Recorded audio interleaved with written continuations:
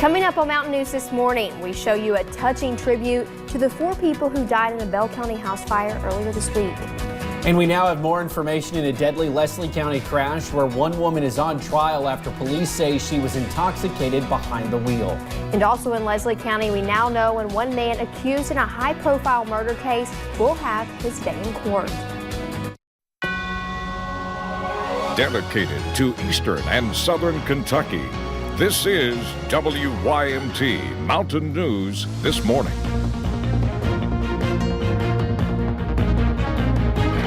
Good morning. The time is 5:32 on January 9th. I'm Madison Pergram. And I'm Will Puckett. Thank you for tuning into Mountain News on this Thursday. Real fast, Madison, before you get at it, I am a Caramel Delight or a Samoa fan.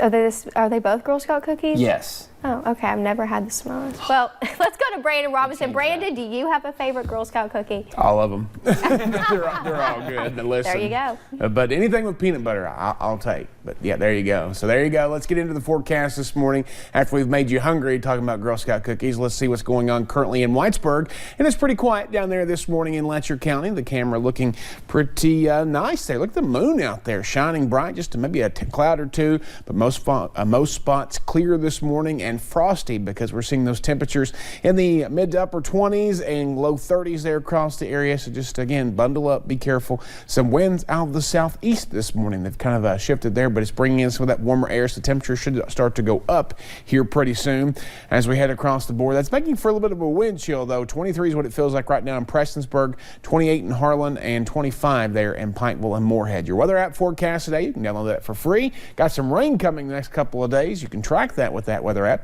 We'll see sunny skies for a little while today, then clouds, and then maybe mostly cloudy skies by tonight, but temperatures approach 60 degrees later today. We'll talk about the extended forecast here in just a little bit. Will?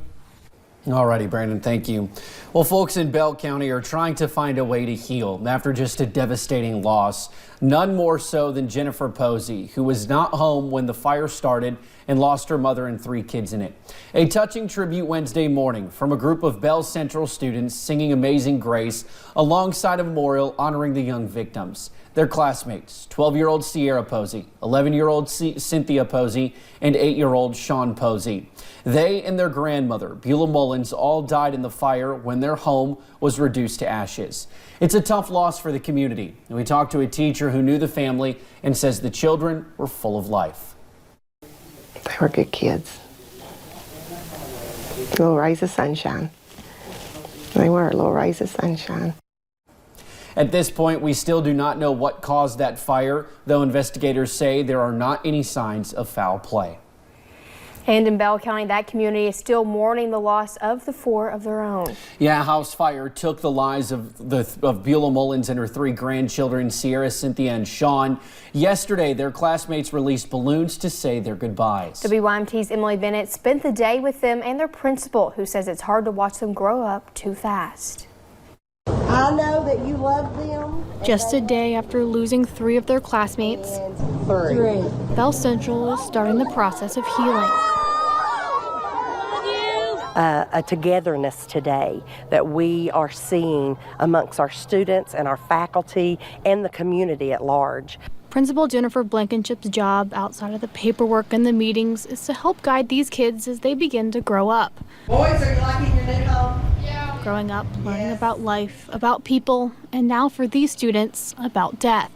See ya. It's hard for Blankenship to watch her young students process this, but she's glad they can do it here. They come here, they're loved, and they know they're loved, and they know that people want to take care of them. News of the fire came as the school was already working to heal after losing another student just 5 weeks ago. We lost a student in December, and that was devastating. And now I've lost 3 of my babies. Now Blankenship prepares for the funerals. Right now, the greatest thing that they need besides prayer will be financial support to help with the cost of the funerals. Working hand in hand with the children's mother, wanting the school to be a pillar through the tragedy. She's been up here today and we've talked with her. We want to be of assistance to her and of help to her. We want to share God's love with her and love on her for a little bit. She needs that. And as the students walk through the hallways with heartbreak, Blankenship wants them to know there's a song. It may look like we're surrounded, but we're surrounded by God, because that's how we fight our battles in this school. Now that was Emily Bennett, and Bell Central is collecting money for the funeral costs. If you want to help, you can drop off money at the school or mail it. They will take it to the funeral home. Now, yesterday, we learned of a lawsuit on behalf of a Pike County man killed in Prestonsburg last summer. In May, high winds ripped a roof off of a building being renovated in the city. This is video of that scene. The roof landed on a car, killing Michael Coleman. The storm, which lasted just a few minutes, uprooted trees and blew the roof off the old Hawk Shop building. Mountain Comprehensive Care Center now owns that building. The lawsuit claims negligence against MCCC and Castle's Roofing and Siding. Lawyers representing the family say MCCC failed to mark or post a warning about the hazards of the building remodel. They also say the roofing company failed to properly repair or replace the roof.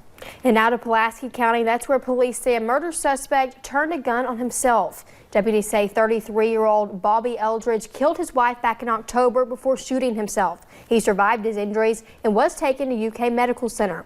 It's not clear when he was released from the hospital, but deputies say they were trying to serve a murder warrant at a motel in Somerset yesterday. That's when they say Eldridge shot himself again, this time fatally. New information about a deadly Leslie County crash in 2017. Alyssa Noble faces murder, assault, and DUI charges. Prosecutors say Paige Hayes died in that crash when the car Noble was driving hit her. During yesterday's hearing, Kentucky State Police Lieutenant Martin Hunter testified about how fast Noble might have been going, using mathematic calculations and video of Noble driving. Hunter and detectives were able to give an estimate on how fast they believe Noble was going. Measure of distance and time, how much time it takes a vehicle, a person, or an object to travel the distance. Do some very basic math. From this, they were able to come up with an average speed traveled. They say it produced the slowest average speed at 40 miles per hour and the highest average speed at 47 miles per hour. The speed limit is 25 in that area. Noble's trial is set for July 21st. And we now know a trial date in a high-profile Leslie County murder case. Police say in December of 2018, Paul Douglas Sizemore killed 3 people and attempted to kill another man. They captured him following several days of searching, and his trial date is set for February 7th. A Knott County man is behind bars on child porn charges. It all happened in the Sassafras community. 39-year-old Elvis Stamper was arrested after an online sting. Troopers say they found that he was, quote, communicating and exchanging images with a female juvenile, unquote. Stamper was taken to the Kentucky River Regional Jail. And a former teacher in Western Kentucky has admitted to recording students in a high school bathroom. Mark Bogus pleaded guilty in Callaway County to 8 counts of possession of child pornography and 8 counts of voyeurism. Investigators say staff at Murray High School found a recording device in the bathroom of a nurse's station last year. Bogus resigned after he was arrested. A federal jury convicted a Knox County man Tuesday for his role in a meth case. Charles Warfield purchased and distributed methamphetamine in Laurel and Knox counties. Warfield and a co-conspirator traveled to Louisville and brought back 14 ounces of meth for distribution. He also attempted to trade a handgun for meth. Warfield faces up to 40 years in prison and a $5 million fine on the meth conviction, and 10 years in prison and a $250,000 fine on the firearm conviction. And Elizabethtown police are working to develop a new crime-fighting tool, a database of surveillance cameras around the city. The department is asking homes and businesses with cameras to sign up for their virtual Eyes on Crime program. People fill in their information online, and if a crime happens nearby, police may call them up to check their footage. It's completely voluntary, and police must always ask permission before accessing participant surveillance systems. Well, later today, the House is expected to vote on a war powers resolution that would limit the president's ability to use military force in Iran. Olivia Russell talked to a UK professor and former ambassador about what the next steps will be in relations between the U.S. and Iran. I was a peace mediator for the United States of America, confirmed by the Senate to work on conflicts in Eurasia, primarily former Soviet Union. And my final assignment was a foreign policy advisor for the U.S. Navy. After many years as a U.S. peacemaker, Ambassador Kerry Kavanagh now spends time teaching at the UK Patterson School of Diplomacy and International Commerce. He says there's a lot to be learned about what's happening right now in the Middle East. I think it was a very tense night around the world for many people, wondering what was going to happen next. And what's next is still unclear. I think you start sending feelers. Maybe the Europeans look at ways to do that.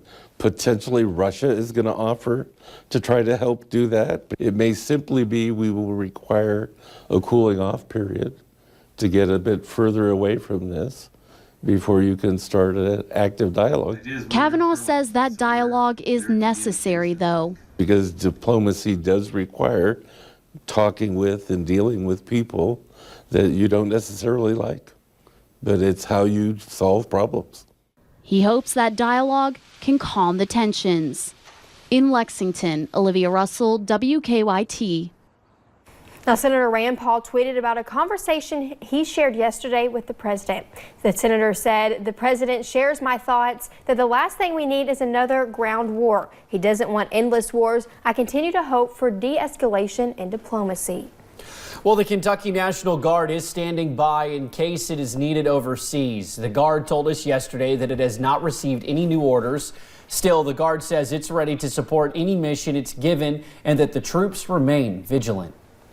And later on Mountain News this morning, 2020 has been declared the Year of Music in Kentucky, a tribute to the history and future of music in the Commonwealth. They say music soothes the soul. Enjoy today's conditions because you'll need the rain gear as we head toward the weekend. I'll track out those chances for you in about 3 minutes.